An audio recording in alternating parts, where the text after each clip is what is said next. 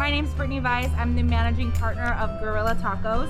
During the COVID-19 pandemic, we've been managing to stay open in a limited capacity through takeout and pickup, and now thanks to Rusnack delivery. The Rusnack van has allowed us to extend our reach beyond the Arts District and beyond downtown. We're doing some emergency kits that allow people to get larger orders of food to last them for a decent amount of time. If it weren't for Rusnack allowing us to borrow the vehicle, we would not have been able to have such a large reach.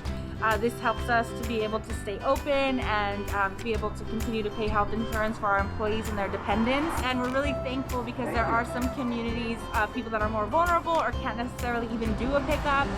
So we're really thankful to Rusnack for allowing us to borrow the van.